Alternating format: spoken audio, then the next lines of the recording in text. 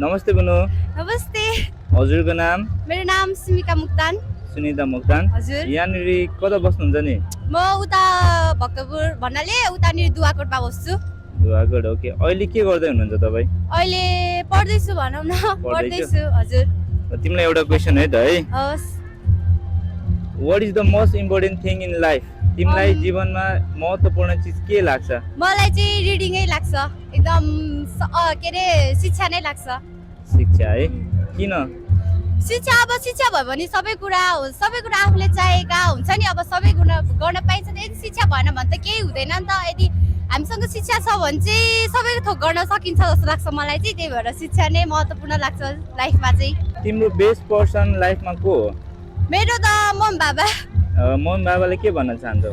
मम बाबालाई चाहिँ म एकदम धेरै माया गर्छु भन्न चाहन्छु। त्यही हो। Thank you. Thank you.